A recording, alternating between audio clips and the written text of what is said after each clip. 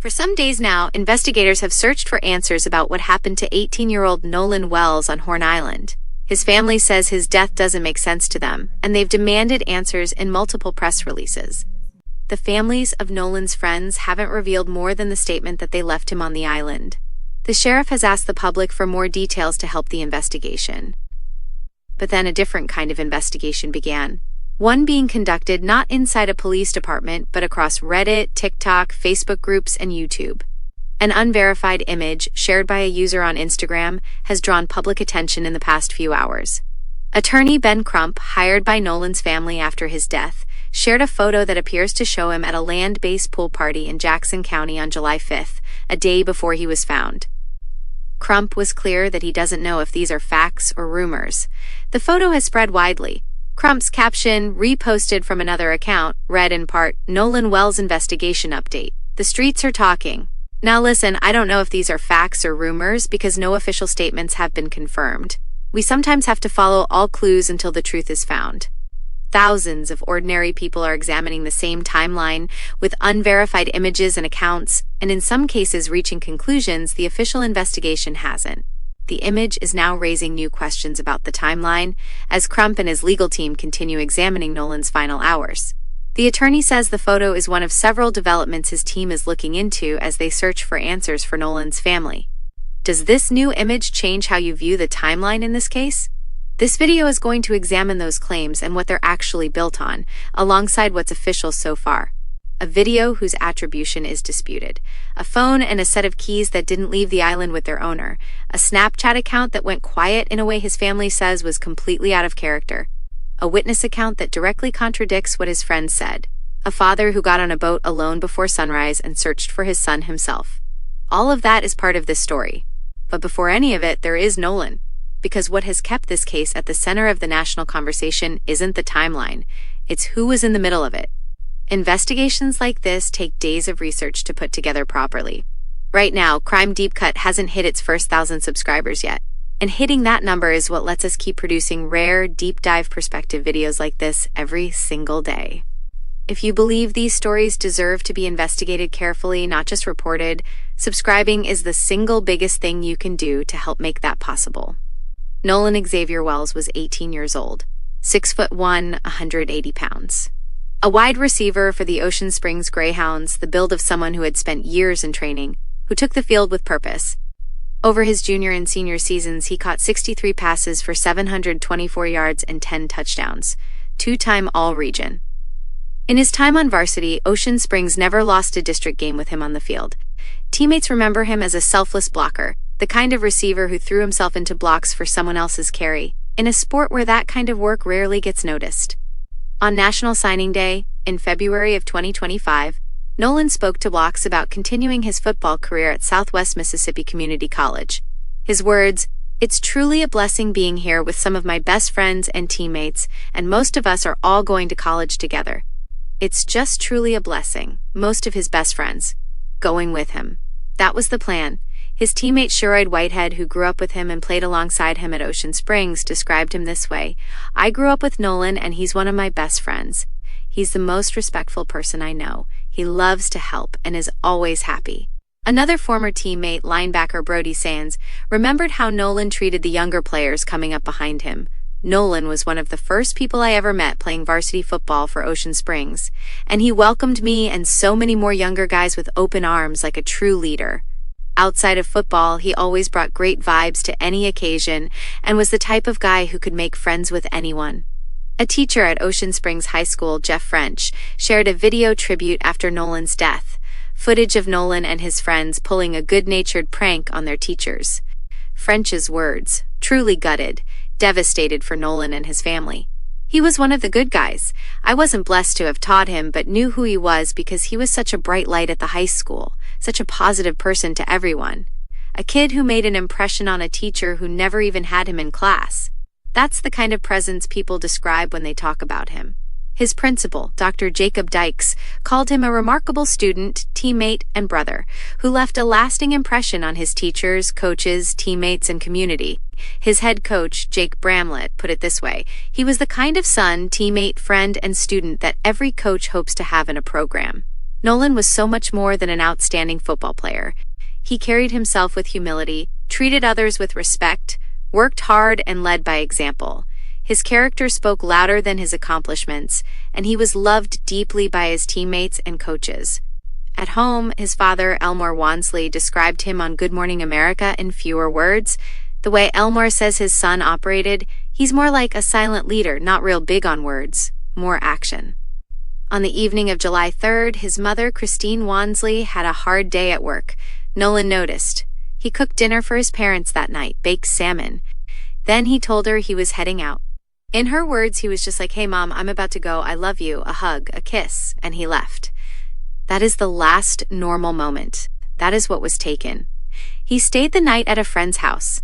The 4th of July was the next morning. His parents had already made plans for that Monday. They were going to drive him back to Southwest Mississippi Community College for a football camp, the next step of the plan he'd talked about on signing day, with the friends he was going with. Monday, July 6th. Monday, July 6th is also the day his body was found. He would have turned 19 on August 9th. This next part covers only what is verified. No speculation, no disputed elements yet. The boat left from a private dock in the Ocean Springs area on the morning of July 4th, 2026. Roughly 200 people were on Horn Island that day, according to the family's attorneys.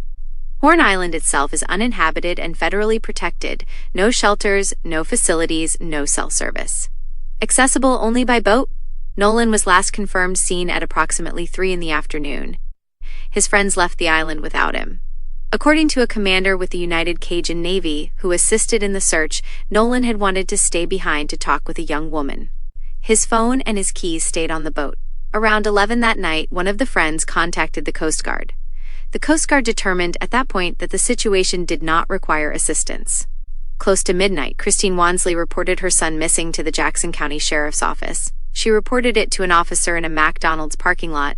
There was, at that moment, a dispute over which agency actually had jurisdiction over Horn Island.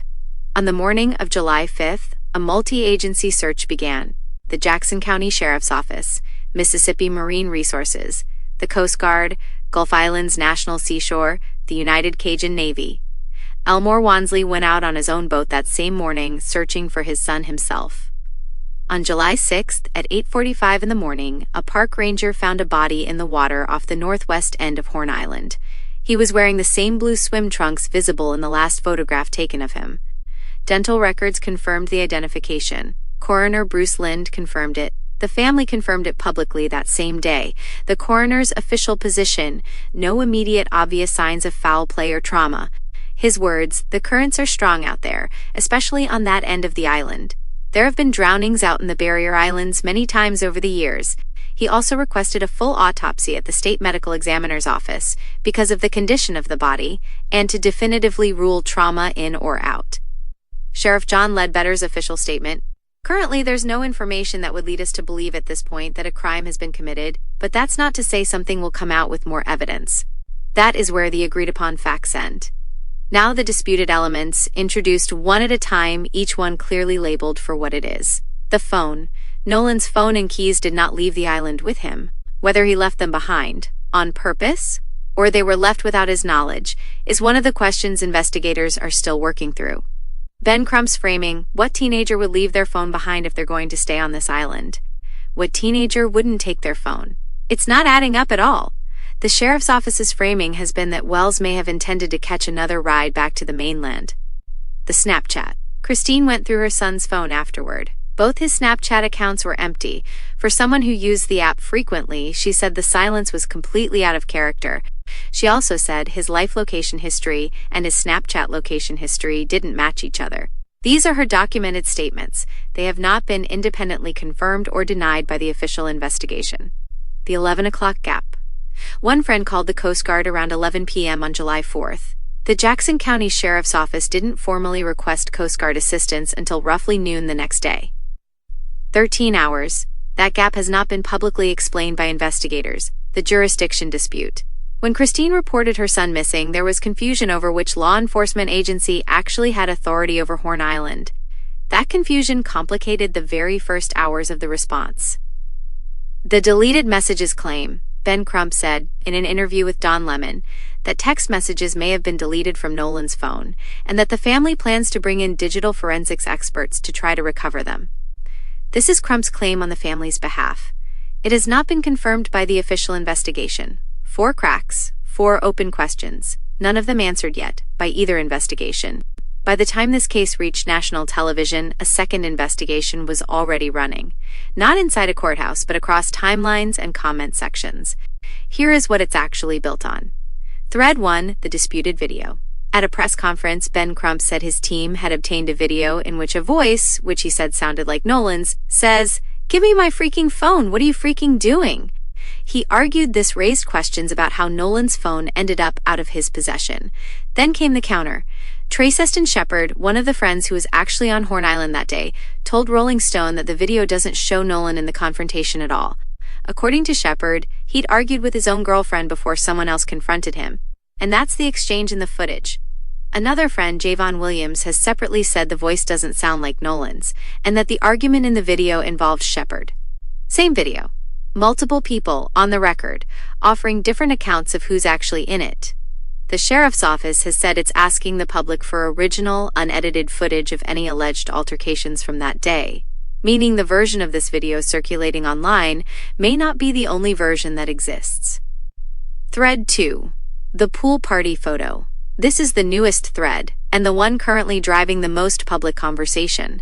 Social media users have claimed a photo exists, showing Nolan at a land-based pool party in Jackson County, before 1 a.m. on July 5th, hours after he was last confirmed seen on the island, and roughly a day before his body was found. The photo, as it circulated, appears to show Nolan standing in a pool, with people nearby, one friend's arm around his shoulder. Ben Crump reposted it and was explicit that he didn't know whether it was fact or rumor. No official statement has confirmed anything about this photo, not its date, not its location, not who's actually in it. It is, right now, exactly what Crump called it, a development, not an established fact. But it's a development that's already reshaping the public conversation about this case, whether or not it turns out to be accurate. Thread 3. The witness contradiction. A young woman who was on the island told investigators that she spoke with Nolan and that he told her he was heading back to the boat. Nolan's friends told a different story. They said Nolan told them he was staying behind to talk to her. Ben Crump's response to that gap, it's a contradiction. They're not saying the same thing. One of them is telling the truth, one of them is not. We have to get to the bottom of that. Both accounts cannot be true at the same time. Which one the evidence supports has not been publicly resolved. Thread 4, the bilge pump, and 4:30. Ashley Cole, whose son Warren was one of the friends on the boat, posted publicly that the group actually left the island around 4:30 in the afternoon, not 3 p.m., the last confirmed sighting, and that the boat had developed a problem with its bilge pump, a mechanism that clears water from the bottom of a boat. Her account, Nolan made his own decision to stay on the island and come back later with a different group of friends. That is her account, posted in her own words. It has not been independently verified, and it's one of several timelines currently in circulation. It's still unclear publicly why Nolan was the only member of the group who didn't return. Thread 5. The wider conversation. Photos of Nolan on the island with his friends spread far beyond true crime circles. Ben Crump, addressing that wider reaction, said, "The history of Mississippi is something that they don't just read about in books, but it's a lived experience for many Black Americans." The internet looked at a photo of a Black teenager surrounded by his friends on an island in Mississippi, and within days it had become part of a much larger national conversation about race, about Mississippi's history, and about what it means to be the only person of color in a room when something goes wrong. That conversation is now inseparable from the facts of this case, whether or not it changes any of them. Stop here for a moment. Let's organize what we actually have. What is verified? Nolan was last seen at 3 p.m. His friends returned without him. His phone and keys were left on the boat. His body was found on July 6th, in the water. The official investigation currently has no evidence of foul play. 2 separate autopsies are underway. Neither is complete. What is claimed but disputed? Whose voice is actually in that video? Whether the pool party photo is real, correctly dated, or correctly identified?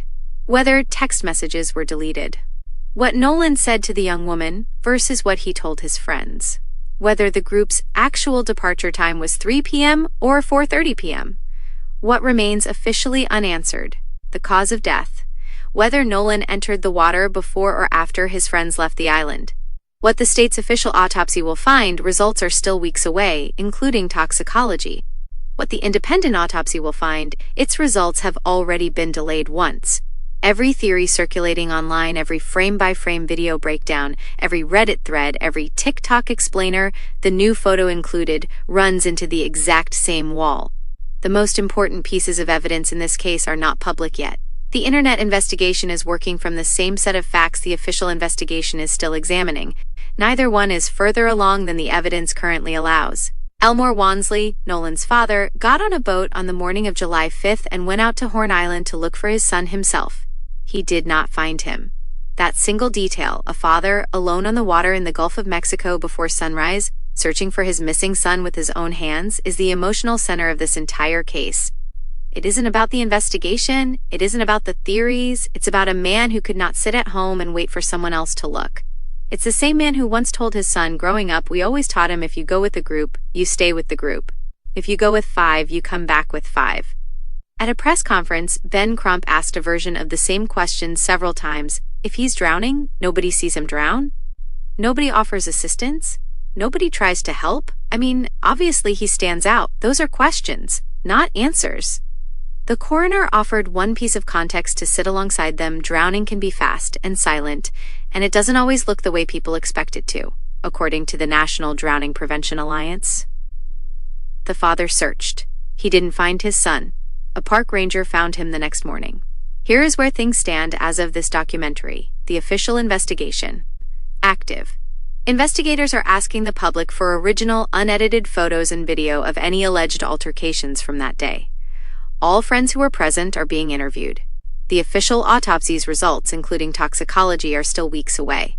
The sheriff's position remains that there is currently no evidence of foul play, while adding that this could change with more evidence. The family's independent investigation. Ben Crump is conducting his own witness interviews. An independent autopsy was performed in Washington, D.C. by Dr. Roger Mitchell, funded by Colin Kaepernick. Those results were expected around July 11th, but were delayed by canceled flights.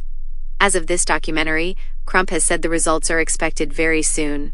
The family is also planning to bring in experts to attempt recovery of the messages they believe may have been deleted. 2 autopsies, neither finished. 2 investigations, neither concluded. And now, a disputed photograph neither investigation has verified. Stories like this don't end when the headlines fade. As both investigations continue, and as the results of 2 separate autopsies come in, Crime Deepcut will be here, going through every development the same way we went through this one. If you believe every investigation deserves to be understood, not just reported, subscribe and join the Crime Deepcut community. We bring you a new true crime investigation every single day.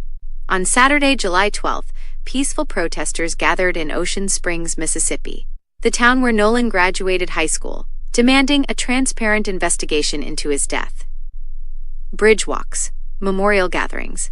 His name called out at the intersection where people came together.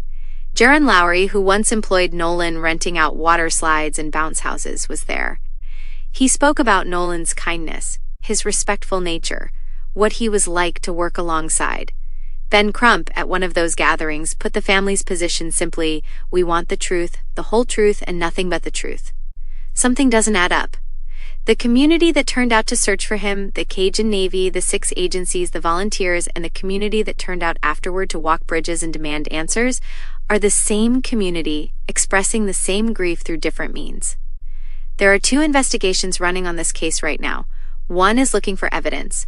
One is looking for a reason the evidence doesn't add up. Both of them started on the same island.